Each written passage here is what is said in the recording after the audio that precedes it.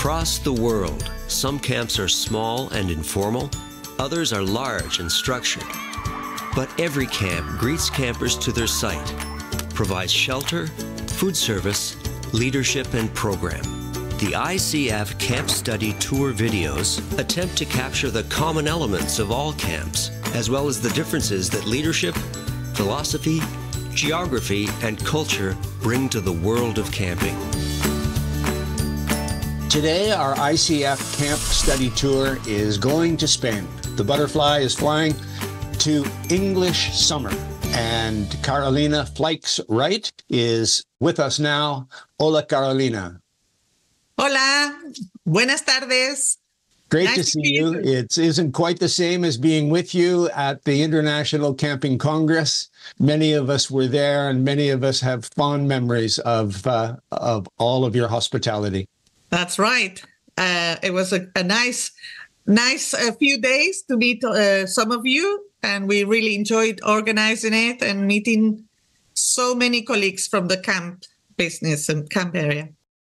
So, English Summer. Right. Let's learn a little bit more. I know it reaches back to your parents and what, 1980 or so. Maybe just a quick summary of the places and the things that you've done there. This is a family-run business. My siblings, Jordi and Felipe, we're all in the business. My mother used to teach English at home, private classes to them. And my dad, he had a hotel chain. We put those two knowledges together, and we started with the first camp. We used to spend our summer holidays in that first camp, which was like a second home, and that was in Clara. And because my dad was in the hotel business, every time he heard my mom saying, it is full, he started looking for a second center. That was Poblet. It was a hotel which was abandoned for about 8 years. And we took over, we renovated everything, and we had classes, the sports facilities, and so on, because it was a hotel with a lot of land. And then the third one was up in Prades, and that was a chicken farm that my dad came home one day and said, I've bought a farm. This is the biggest one. Prades has 240 beds for the children, so it's our biggest center. Back to the hotels themselves. We aren't talking about a multi-story Radisson hotel. They would be more like a boutique hotel in a rural area of Tarragona. Yes, rural places. They Right. are all in the province of Tarragona. Tamarit is down near the coast, 8 kilometers from Tarragona. Then we have the other 3 up in the mountains, which are 15 minutes or 20 minutes apart from each other. Because one of the things that my dad had in mind was to make sure that the camps were all within, a reasonable distance, because we run it amongst ourselves. So if we needed any help, we could go from one place to the other. And so the camps have evolved to partner a summer experience or a camp-like experience with the English language instruction. Can you tell us more about that? How did that work? At first, it was mainly English. In the afternoons, we just look after the children, gave them some activities to do, but nothing really organized. And it wasn't until my brothers and I went to the States and worked in different camps. My brothers, both of them, worked in Camp Stewart, in Kerrville, near San Antonio, and I worked in a camp called Camp Mystic. And that's where we got the ideas on how to organize as an American-style camp. So in a typical camp, would you have a group of staff that are the recreational staff and a group that is the Correct. instructional staff? We have the English team, English native teachers, who teach all the 4 hours a day. The groups are divided into 10 to 12 students per class, and they're divided by levels and ages. And then while the teachers are teaching, we have another team, which is the recreational team, or call them the counselors. They are the ones who are going to be looking after the children. So we have the 2 teams. While one team is in charge of the children, teaching the lessons. The other part is preparing for the afternoon activities, sports, handcrafts, clubs, also cultural activities and ecological sustainability and so on. Teachers are teaching in the morning and also in the afternoon. And the counselors are also looking after the children in the morning and in the afternoon, but different groups. The main responsibility relies on the counselors. They are the ones who are going to have breakfast, lunch, and dinner with their group of students. These students are the cabin students. We don't have cabins, we have bedrooms. But then we also have the sports counselor, and they're the leaders during the activity. You mentioned also that those counselors had some special training. Is that training that you do, or is it done by an external organization? What certification do they receive? They can receive the training in two different ways. One is they go to a specialized school where they train them to be counselors, and then they do the official certificate. And then we also have our own school. Our own school is only for ex-students, children who are 17 and 18 years old. They do a training with us during 2 summers. They have to do a total of 6 weeks. They receive theory and practice training.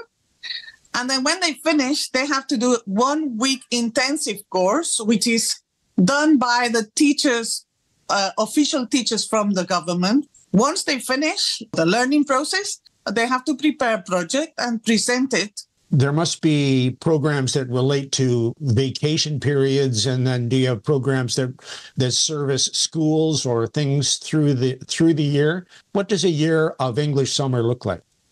The name of the company comes after that. So it's English Summer, because at first it was only during the summer. To make sure that we make the most of the premises, we started organizing school camps. So this program runs from September, October, November, and then we have the following season, which is the spring season, and it's March, April, May, and June. So what do the school groups do? They come here for 1, 2, or 3 days, and they do activities which are related in some way to the curriculum that they are following at school.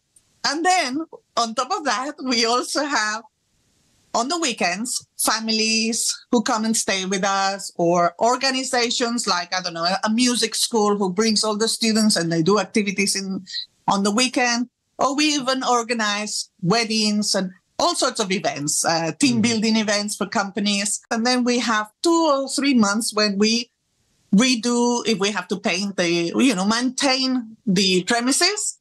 So you have 4 different sites. What do your staff teams look like, and the supervision and administration of those teams? So we have the main offices, accountancy, information and booking, marketing and publicity. All that is running throughout the year. And then we have the seasonal staff, which is the maximum 9 months. And these are the cleaning staff, the cooks, the maintenance, secretaries, camp directors, and the rest of the team, coordinators and counselors. Summer season, the counselors stay for a minimum of a week, or they do 2, 3, 4, even the whole summer. But during the school season, we can have staff in peak times, staff that come only for 1 day. So it is very flexible. Sometimes we have peaks with maybe 600 people working for us, and then it might go down to 100. So it all depends on how many people are staying. You must have a long roster of people you can contact and recruit. Yes. Is that right? My dad was always making fun of this because he said, "Are you sure you don't stack them in the fridge or something? Because how do you organize it to make sure that you have extra people when you need them?" No, we know that the counselors are going to be with us while they're maybe studying at university, and maybe the first few years, because once they start working as doctors or architects or whatever they are studying, they are not going to come back. Although we do have staff who come back when they have their holidays. So like they're working all year round in another job, and then they come with us for 2 weeks. But yes, the amount of staff especially when in peak season, it is very challenging. How do you and your brothers divide the administration and supervision? Many times people say, how come you never argue with your brothers? And I think it's because we all do different things. For example, my eldest brother is in charge of finances. My eldest brother is Jordi. Then we have Felipe, who's in charge of all the selling side of the program and organization of the activities, all the staff. I'm in charge of the English side of the program and the teachers. We have meetings almost every day, but we do have a lot of staff, and they're very well trained in order to get things done properly. The other thing that impressed me was your readiness to embrace technology in order to still have the human connection, but the technical connection as well. We have one application which is connected to our own database, and we do all the bookings through them. And we open like a little account for each student, and any expenses that they have. Say, for example, they've lost their toothbrush and we need to buy a new one. So all these expenses are now done through an app, and they have a bracelet. So we scan the bracelet and it automatically deduces from the deposit that they have. And this bracelet also opens the doors. The bracelet, depending on if you're a student or a counselor or a director, it will allow you to go through different doors. So it depends on what you need. It will allow you to open one door or the other. But they also have lists. So, for example, if you're going on the bus on an excursion to PortAventura, the amusement park, you can check them in and check them out, so you know exactly who's there. With the bracelet, we can also check if any student who has any allergies has gone through the canteen and collected their specific diet, the dish that they have to have. So it does many things, this bracelet.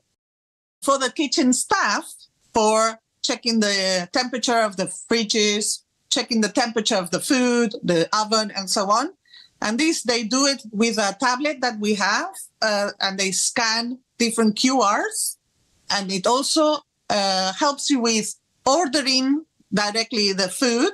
We also have another application because we need the people to sign when they arrive and when they leave or when they have a break. So this is done also through another app. They also get their pay slips on this app. They get any documents that they need to sign. And this has saved a lot of time and paperwork to the person in charge of personnel. Tell us about your market. Are they coming from Tarragona? Are they coming from Barcelona? Are they coming from other countries? Our main provinces are Barcelona and Tarragona, city and province.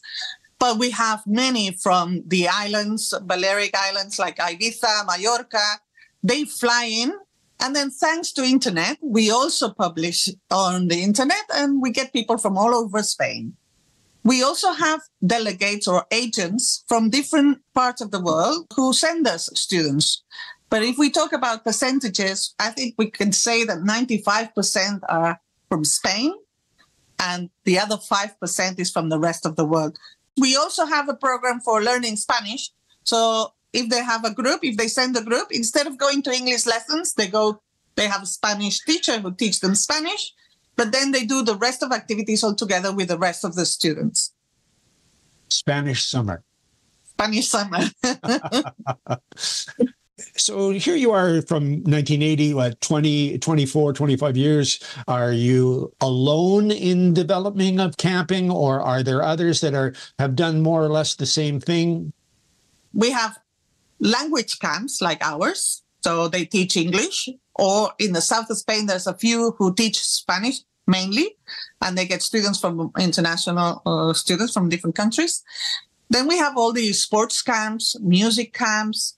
We have all sorts of different camps, especially in Catalonia and in the north of Spain. There's a lot of history. There used to be buildings more like boarding school type of camp. Big bedrooms with maybe 10 beds. So the style has been changing because of the demand. They want now bedrooms with a smaller amount of students, with even, en suite bathrooms. And before everything was like shared showers and shared toilets. But things are improving now, and we've noticed this in the past maybe 15 years or 20 years. The quality of some of the camps all around Spain, it's quite high. I'm anxious to go on a tour. I visited all 4 of your camps, and it will be great to see some of these things again. So what does an arrival day in the summer look like? 2 or 3 days before they arrive, we send them a Teams link, and we do a tutorial before they arrive. This helps them break the ice, because when they arrive, they recognize the face of the person who's going to be looking after them. Parents are more relaxed because they've met the person who's going to be looking after them. Before they arrive, we send them an email with the details of the arrival time. And we want to make sure that the children from the same group arrive at the same time.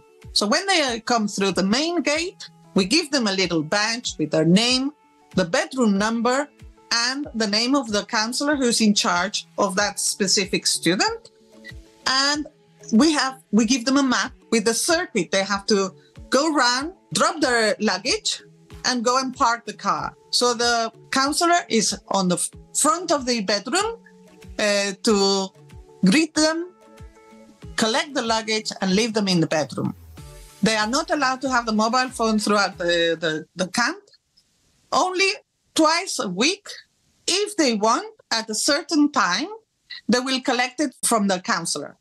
If they prefer to play and they don't want a phone home, they can go. It's not compulsory. With their mobile phone, it gives them a little peace of mind, knowing that they can contact them at certain times. They also give us any medicines. They are not allowed to have medicines in their bedrooms. And the nurse, they are in charge of the medicines and also in charge of checking about the specific diets. The camp counselor is keeping them together. And then when he has or she has all of them, then they start doing a tour around the camp, telling them exactly where everything is, showing them all about the rules and regulations, and doing a lot of games, ice-breaking games, introducing each other, and so on. And then they go for dinner. They have dinner, and after dinner, the whole camp, all of the campers, get together and they do a welcome party where they're going to be telling them all the activities they're going to do and cheering them up and giving them a lot of expectations about their week at camp or 2 weeks at camp. And then at 11 o'clock, they go to bed. So that will be the first day. Partway through, we went to our cabins or our accommodation. They're probably a little different at Tamarit from Valclara to Poblet. Can you describe them? Are they bunk beds? Are there Yes. How many children typically? All the bedrooms are, wherever camp they go to, 4 or 6. And they sleep in bunk beds. And they have their own cupboard. And that's another little detail that my mom started many years ago. They have labels and they know exactly, Maria's peg, Maria's shelf, Maria's drawer, Maria's bed. So they know adults are not allowed to sleep with children, which means that children are going to be staying in rooms of 4 or 6. And after those bedrooms, there's a bedroom for staff. And then 3 more bedrooms or 2 more bedrooms, and then another bedroom with staff. In these bedrooms, we have the counselors and also the counselors who are in training, extra people, extra hands, especially with the very little ones, because we start at the age of 5. Let's go to the kitchen for some food. What are the times of meals in the day? They go for breakfast between 9 and 9:45. We organize it by sittings. So at the back of each door in the bedrooms, they know if it's first sitting, second sitting, or third sitting. All our services are in-house. We don't have catering, so we have our own cooks, and it's all self-service. So they collect the tray, they have the different options. So, for example, 2 starters, 2 main courses, and dessert. And we always have a salad, a buffet, but our favorite is paella, the Spanish paella. Everybody loves paella and macaroni. Each counselor eats breakfast, lunch, and dinner with his or her own group. And we do that because they are the ones who are their parents during the time that they're in the camp, And they're the ones who they need to know if they're eating properly, if they go to the toilet properly, all these questions, because these are the main questions the parents ask when they phone. They want to know about their safety and their health. But it's the Mediterranean diet. On a plate, they need to have half of it vegetables, a quarter of protein, and a quarter of carbohydrates. So this is all very well organized. Time for lunch is what time? Lunch is between 1:30 and 2:30, an hour. At 3, we start the following activities. And then dinner is between 8:30 and 9:30, because we start again. The late activity is always between 9:30 and 11. They go to bed at 11. Between breakfast and lunch, it's a half an hour break. We always offer fruit. And also between lunch and dinner, we have a little snack. Some days it's a sandwich, some days it's fruit or a little cookie. Health services. Is there a clinic at each camp, or do you keep a team of staff, or are you connected to the hospital? How does that work? The person in the infirm is in charge of giving the medicines to each camper. And also, if a camper falls and scratches the knee or whatever, they can do the first aid. We have a suitcase in each of the camps, which is connected to an online pediatrician. They can take the pulse, they can take temperature, and everything is connected to the pediatrician on this computer. And they are the ones who tell us, I think you should go to the hospital, maybe 15 minutes or 20 minutes from any of the camps. We have services, and also maybe 3/4 of an hour, the main hospital. If they're European, they have the European National Service, so they are covered with that. And if they are from outside of Europe, they have to bring their private insurance. You've mentioned some English lessons. You've mentioned some program activities. Some of your camps are at the beach or near the beach, and others are in the hills. So let's just run through a typical day and maybe some of the activities that children might do. So as we mentioned, they wake up between 8 and 8:30, go and have breakfast. When they finish breakfast, they go to their bedroom, they tidy up. The whole camp, it's all around the Olympic Games. The Olympic team has students of all different ages. So when you go to class, you have your friends from your class because of level and age. In the bedroom, you have your other group of friends. And then the team, you have another group of friends. This helps everyone getting to know everyone in the camp. Anything that goes on at camp gives them points for their Olympic team. So after breakfast, they go and tidy the bedroom. We have room inspection, and they are given points. These points are going to go to their teams. For example, all the students are given a duty when they come, okay? And this is to learn to be responsible, a duty that can be turning the lights on or off, collecting the dirty clothes. Another duty can be watering the plants, putting the jars, the jugs of water on the tables at lunch, breakfast, and dinner. This also gives them points for their team. For example, in class, English lessons, they do activities or games, and they can also gain some points there. If they speak in English outside the class, they get points. So after they've done their English lessons, they do the first hour and a half with one teacher, and then have half an hour, and they go back to class, but with another teacher. And this exposes the students to different accents, because we might have a teacher from Scotland or from Ireland. So when they finish their 3 hours of lessons in the morning, they go for lunch. And after lunch, they have maybe 20 minutes break. They go up to their rooms, brush their teeth, tidy up, or whatever they need. And they also have some time to spend around playing chess, tennis, badminton. They do a competition, and they also add those points to the Olympic Games. Then after that, they start the last lesson, which is usually more relaxed. Theater, singing, preparing a video, interviewing. And then when they finish that 4th hour, that's when they go and get changed, and they spend an hour at the pool or the beach, depending on what camps they go to. It's just playtime, okay? Sunbathe, swim, whatever, maybe do some sand castles or whatever they want to do.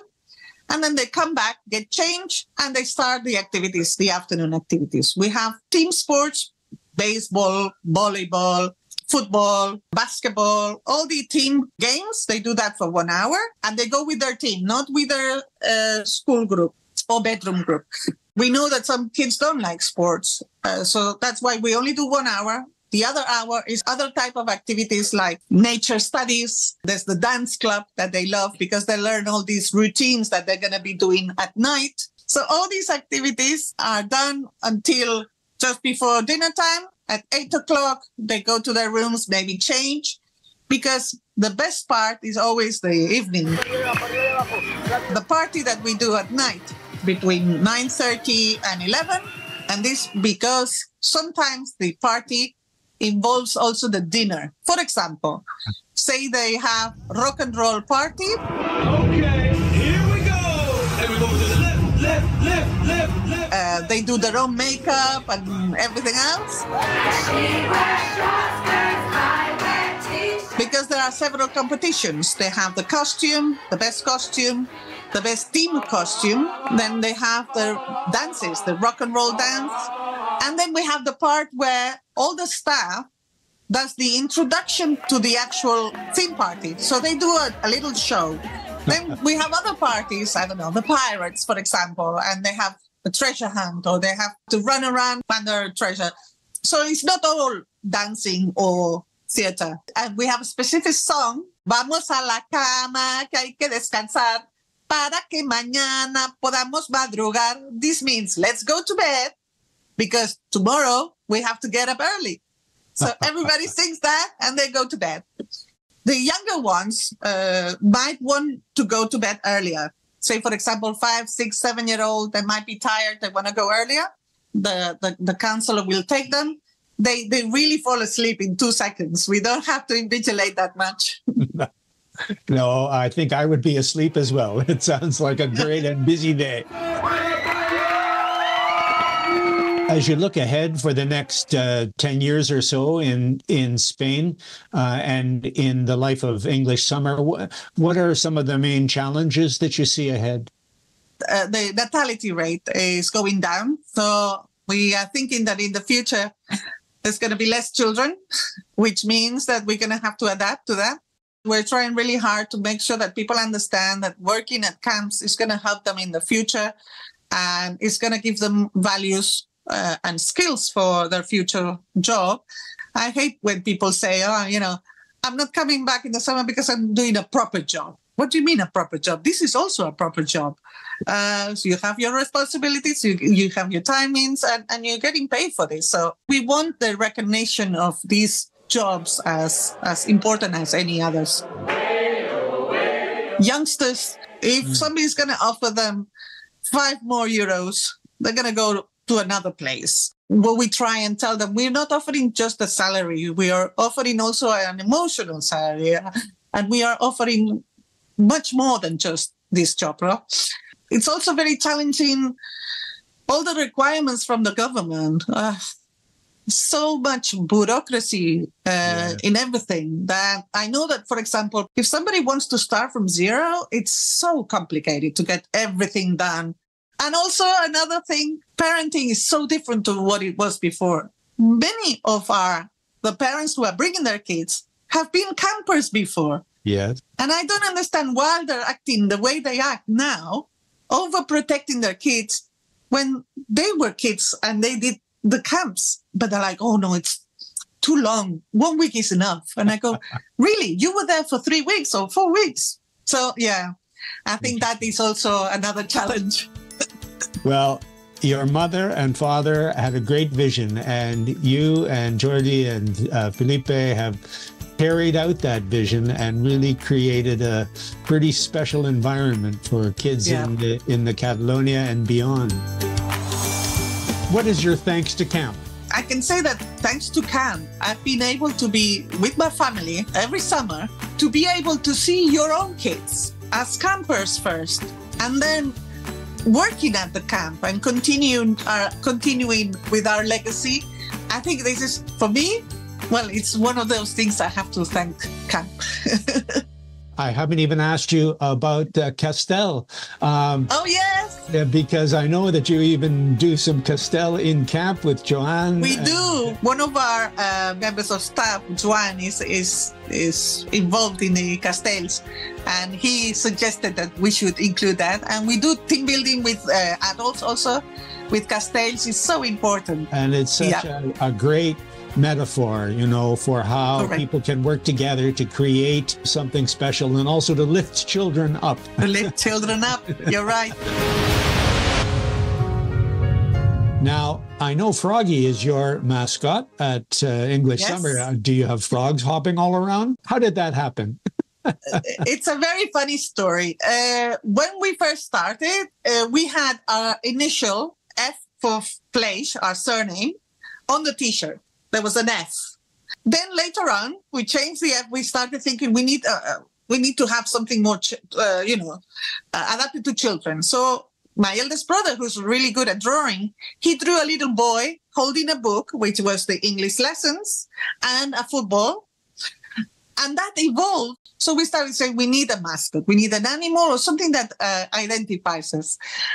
And my mother just went in the room and she said, when I think about England, she says, I remember when I was a child, the rainy days, we would put our Wellingtons on and go out and start jumping on the puddles. And there were a lot of frogs. And we said, okay, we've got it. We're going to have a frog.